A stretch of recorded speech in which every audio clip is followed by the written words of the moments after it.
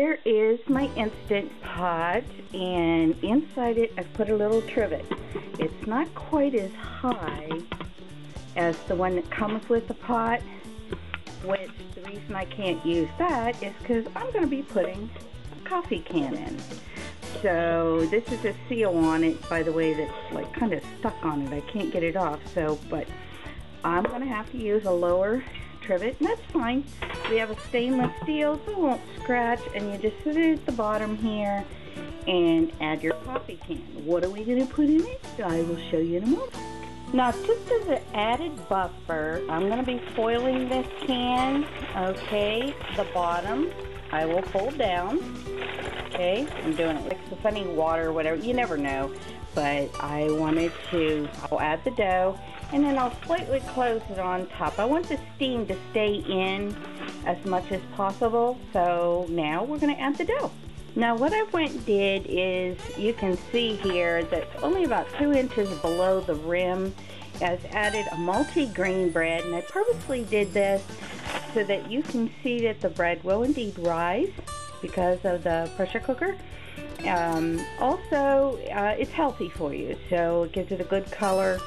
But anyhow, it's a 9-grain bread, very, very heavy, and I'm going to let it rest in here for a few minutes. Once it starts to raise, then I will be adding it to my Instant. I've added the bread in the can. Now I've already got 4 cups of water in there to get it started. By the way, the bread rose about 1 inch from what it was. It's like 1 inch below the can, okay? And what I'm going to do is add 4 more cups of water. And what I want is it to come at least 1/3 of the way up the can, okay? Now, it's not going to get inside or anything because it's a coffee can, but it's all set. So we're going to put in the pressure pot right now, the Instant Pot, and okay, I have the bread sealed in my Instant Pot, and what I'm going to do is manually, I'm going to set it now. I'm going to hit manual, and I'm going to set the timer. Instead of for 30 minutes, I'm going to do it for 15 minutes, and I will check it. I'm hitting the minus sign, and it will start automatically. And in 15 minutes, we'll check it, see if it's done. Now, if it's not, that's what's the beauty of the Instant Pot. We can go and set it for another few minutes. It turned on here. But if it isn't clear done when we bring it out, then we'll take it and put it right back in for another few minutes. But for right now, we have it set for 15 minutes. I took the bread out of the Instant Pot here. As you can see, the trivet's down there and the water is all hot and steamy.